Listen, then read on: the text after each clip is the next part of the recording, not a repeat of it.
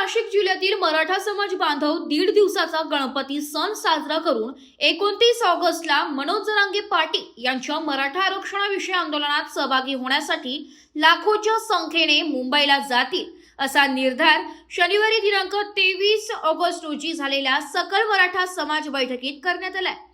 श्री कालिका माता मंदिर परिसरात झालेल्या बैठकीत 5 महत्त्वाचे ठराव मंजूर करण्यात आले। बैठकीला करण गायकर, नानासाहेब बच्छाव, विलास पांगरकर, अण्णासाहेब पाटील, नितीन सुगंधी, विठ्ठलराजे उगले, बंटी भागवत, प्रफुल्ल वाघ, राम खुर्दळ, योगेश कापसे, ॲडव्होकेट आनंदराव जगताप, ॲडव्होकेट स्वप्न राऊत आदी जण उपस्थित होते। नाशिक जिल्ह्यातून तब्बल 5 लाख मराठा समाज बांधव स्वतःच्या वाहनाने तसेच रेल्वेने मुंबईतील आंदोलनात दाखल होतील। जिल्ह्यात गणेशोत्सव 1.5 दिवसाचा साजरा करून सर्व मराठा समाज बांधव पूर्ण ताकदीने मुंबईला जातील। मनोज जरांगे पाटील यांनी अंतिम निर्वाणीचा इशारा दिलेला असल्याने सरकारने तातडीने सकारात्मक निर्णय घ्यावा। मागील आंदोलनाप्रमाणेच याही वेळी नाशिक जिल्ह्यातील समाज बांधव आंदोलनासाठी आर्थिक रसद व जेवणाची जबाबदारी उचलणार आहे। आंदोलनात महिला व विद्यार्थिनींचा मोठ्या प्रमाणात सहभाग होईल। जिल्ह्यातील प्रत्येक तालुक्यातील समाज बांधव एकत्र येतील असे निर्णय यावेळी बैठकीत घेण्यात आले। नाशिक शहरातून 29 तारखेला सकाळी 7 वाजता नाशिक शहर तसेच ग्रामीण भागातील सर्व समाज बांधव ग्रामदैवत श्री कालिका मातेचे दर्शन घेऊन मुंबईकडे प्रस्थान करतील। हे आंदोलन ऐतिहासिक ठरेल असा ठाम विश्वास नाशिक जिल्ह्यातील सर्व समाज बांधवांनी व्यक्त केलाय।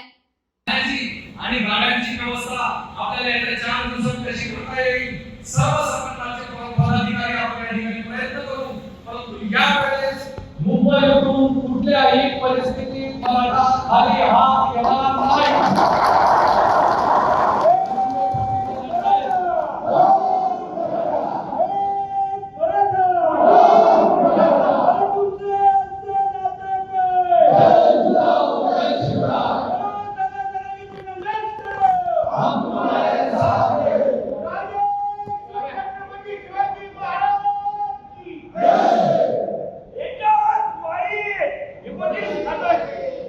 ज्याप्रमाणे जरांगेंनी सांगितलं त्या साधनाचा प्रमुख या ठिकाणी अस्तित्वात असतो, जनता मागणी त्याच्याकडे करत असते।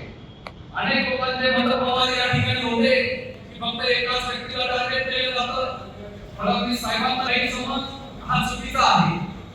2.5 वर्ष मागे एकनाथ शिंदे मुख्यमंत्री होते, त्यावेळेस मराठा समाजाचा आग्रह, जरांगे पाटलांचा आग्रह हा एकनाथ शिंदे साहेबांकडे होता।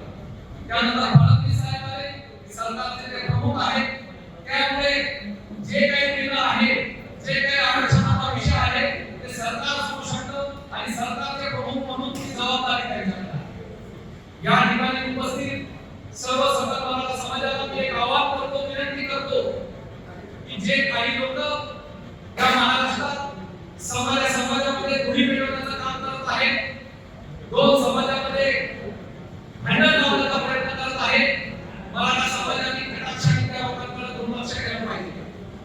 कोणाची देशभक्ती करण्यापेक्षा आपल्या समाजाची रेखा कशी मोठी करता येईल याकडे आपल्याला लक्ष द्यायचं आहे।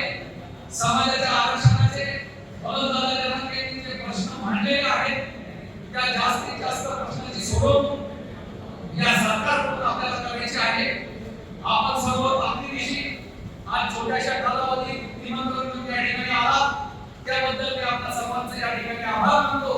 त्याचप्रमाणे सर्वात जास्त आभार मी मानतो ते संसद श्री कालिका मंदिराचे अध्यक्ष अण्णासाहेब पाटील, समाजाच्या छोट्या मीटिंगला असो, मोठ्या मीटिंगला असो, त्यांच्या चहा पाण्याची व्यवस्था असो, हॉलची व्यवस्था असो, अन्यथा समाजाच्या कामासाठी नाशिकमध्ये आलेले जे काही यजमान असतील त्या सर्वांचं या ठिकाणी राहण्याची व्यवस्था असो, त्या आम्हाला काय मदत करतात। उपस्थित सर्व मराठा समाजाच्या वतीने त्यांचे आभार मानतो आणि पुन्हा एकदा याला 29 तारखेला त्यांनी सांगितलं की आपलं पाणीपत होणार नाही याची आपण काळजी घ्यायची आहे।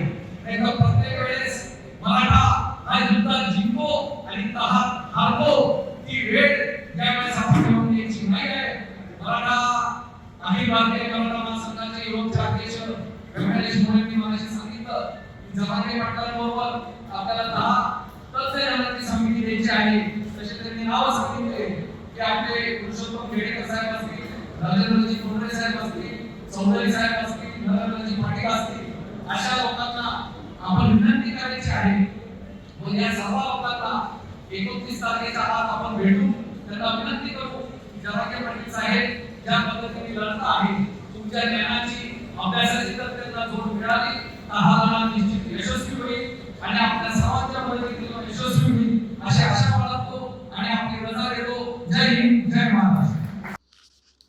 वृत्तसंकलन विभाग, AB न्यूज, नाशिक.